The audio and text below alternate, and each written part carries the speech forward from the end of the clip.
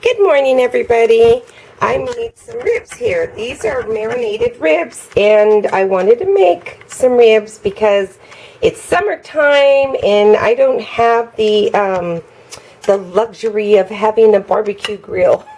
And the reason why is because I live in a small apartment complex. Well, it's not small, but there's a lot of people that live here, and we're not allowed to have barbecue pits, which I understand because a lot of people have asthma, and there are some people who, I've had smoke come into my apartment because of the barbecue. And I wish we had pits, but we don't. And so I guess because of certain regulations. So I found a solution. Why not make oven barbecue ribs? My mom used to make them, but I put a little twist on these. What I did was I marinated with a dark lager. The reason why I chose a dark lager,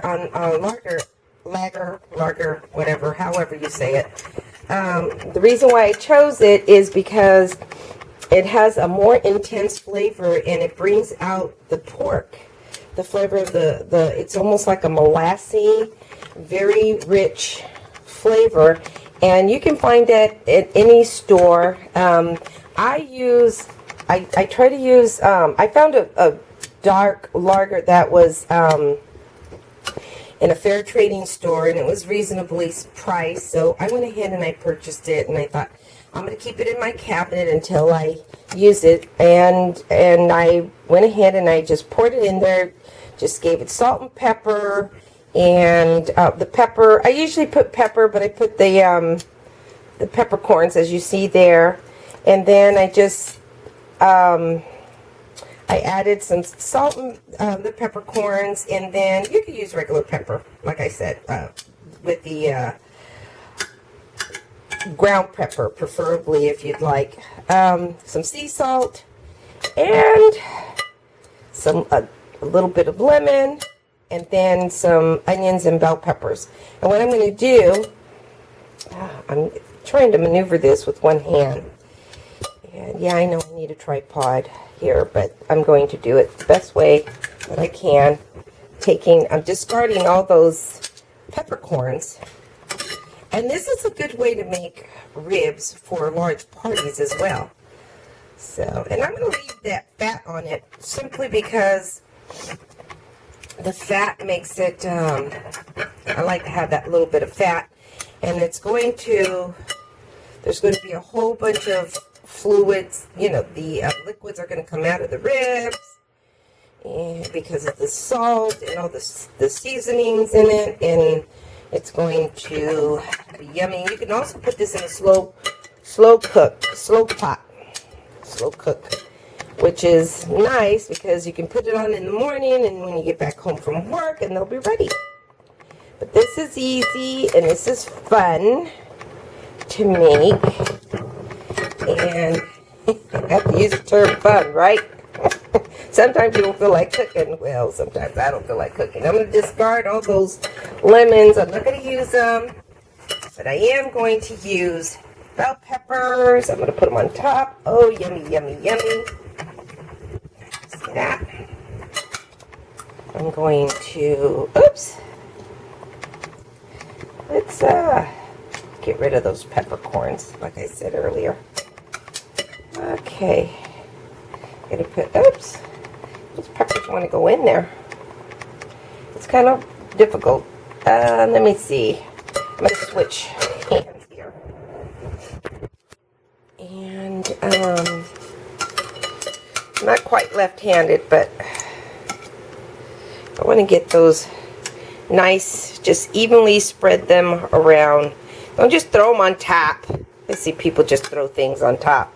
But spread them out easily, just spread them out easily there. And some of those peppercorns are going to go in there, but that's okay. I just don't want a whole bunch of them. And then, beautiful, all those onions are going to go in there. Let's take some of those out. I don't want those peppercorns in there.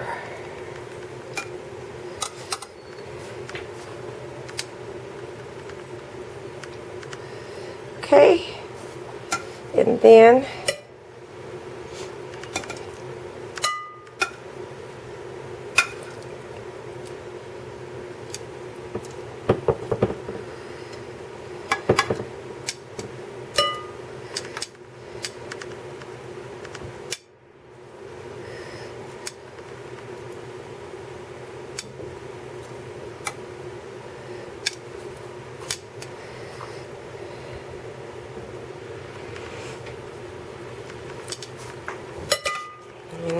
let me see.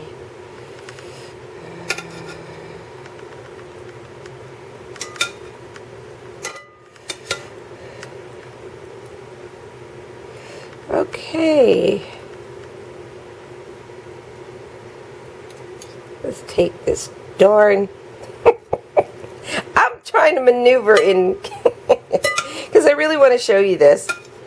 Sorry about the delay here. Apologize. Yes, it's sorry. So what? Some people have a problem with sorry. I don't mind saying I'm sorry. There's nothing wrong with that. My father said it many times. Because I think it's just a term that has been a term that has been really misunderstood. Okay. It's part of our culture to say I'm sorry if you don't understand. So, and I think there's nothing wrong with that.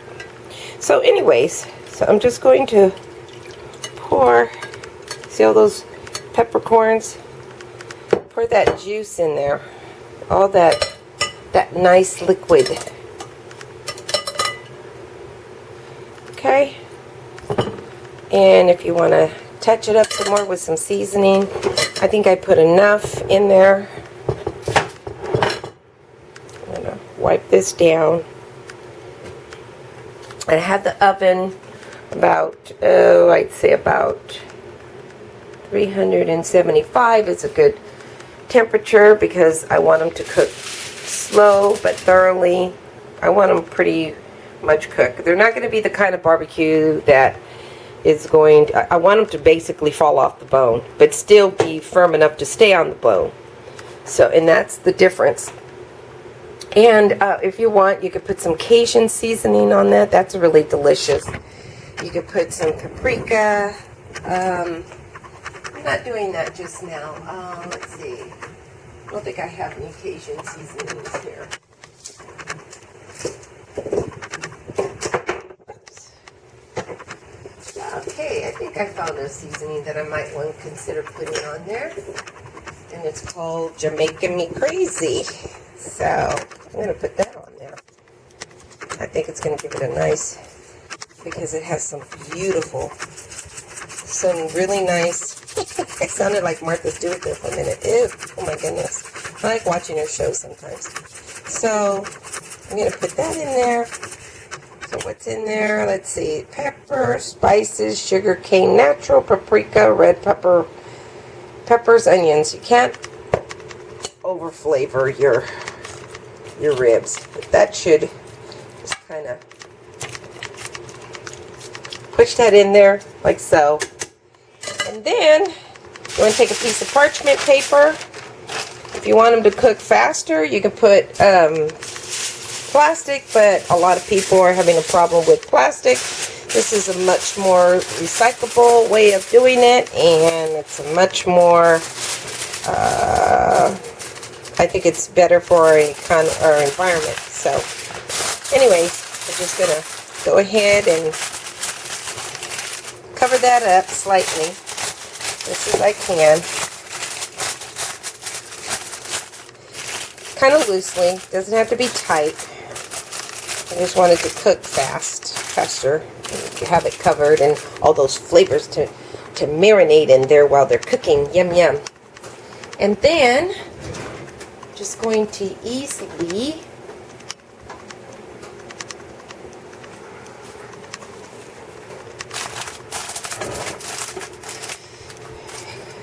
put it in the oven at can't seem to grab it.